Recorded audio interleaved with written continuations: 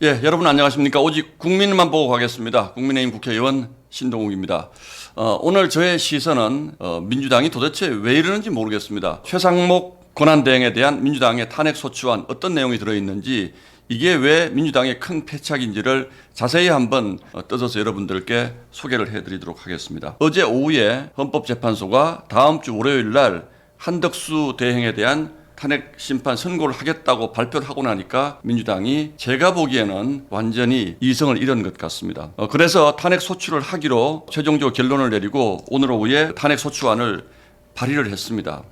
그래서 일반 국민들도 도무지 왜 민주당이 탄핵 소추안을 냈는지 이해를 할 수 없다. 왜냐하면 다음 주 월요일이면 한덕수 총리 탄핵 선고가 나잖아요. 저희가 보기에는 상식적으로 한덕수 대행이 돌아올 텐데, 그럼 자연스럽게 최상목 대행은 경제부총리로 가게 되는 것이거든요. 그런데 왜 오늘 이런 것을 발의했을까요? 정말 이상하지 않습니까? 그래서 도대체 이 사람들이 무슨 생각을 하는지 내용을 제가 한번 봤습니다. 최상목 대행을 뭐라고 표현했냐면, 기획재정부 장관의 탄핵을 소추한다. 피소추자는 최상목, 직위 경제부총리 기획재정부 장관입니다. 대통령 권한대행을 탄핵하는 게 아니죠. 왜 이렇게 했겠습니까? 151석만 넘기면 탄핵이 될 수 있도록 하기 위해서 이렇게 한 거죠. 지난번에 한덕수 대행 탄핵하면서 200석이 안 됐는데도 탄핵을 해서 이게 지금 큰 논란이 돼 있고, 이 문제 때문에 헌법재판소가 지금 이렇게 엉켜 있는 것을 알기 때문에 151석만 넘기면 탄핵할 수 있도록 피소추자의 직위를 기획재정부 장관으로 못을 박았습니다. 말이 안 되죠. 마은혁 후보자 임명하지 않는다고 해서 본인들이 탄핵한다고 그러면 마은혁 후보자는 누가 임명합니까? 대통령 권한대행이 임명하는 거예요.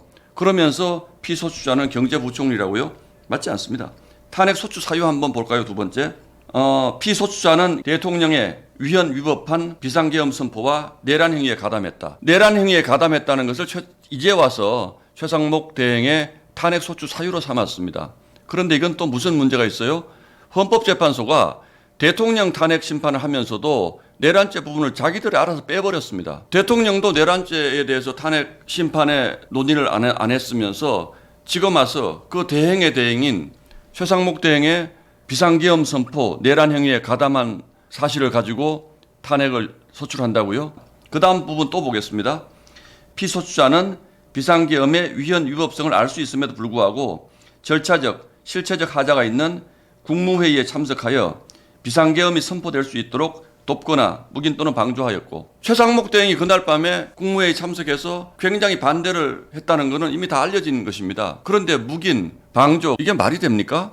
제가 보기에는 민주당 자멸의 길로 가는 겁니다. 스스로 말들이 앞뒤가 맞질 않잖아요. 그래서 이 탄핵 소추안을 민주당이 정말 억지로 한다고 하더라도 최상목 부총리의 탄핵 심판은 기각되는 것이 너무나 명약관화합니다. 자, 이까지만 설명을 드리고요. 그런데도 왜 이런 무리한 수를 둘까요? 그냥 제가 한마디로 제 생각을 말씀을 드리겠습니다. 지금 헌법재판소의 탄핵 심리 스케줄이 본인들 마음대로 되지 않으니까 깽판 부리는 거예요. 속된 말로 우리는 한덕수가 돌아오든 최상목이 그냥 있든 잘 모르겠고, 우리는 그냥 최상목 탄핵하고 검찰총장 고발하고, 그리고 다음 주 월요일 날 만약에 한덕수 대행이 탄핵이 기각돼서 원래 지위로 돌아오면 그 뒤에 있을 윤석열 대통령 탄핵 그 최종 선고에 영향을 미치기 위해서 제가 보기에는 한덕수 대행 또 탄핵할 가능성도 있다고 봅니다. 지금 민주당은 이런 것들을 이성적으로 판단할 능력을 상실한 정당 같아요. 이재명 대표 뭐라고 그랬습니까? 최상목 대행에 대해서 몸조심하라 그러지 않습니까? 그런 표현을 쓰는 당대표와 그 밑에 있는 국회의원들이 정상적으로 지금 상황 판단할 능력이 있을까요? 저는 없는 것 같습니다. 자, 만약에 최상목 대행 탄핵하면요, 민주당이 30번째 탄핵 발의하는 겁니다.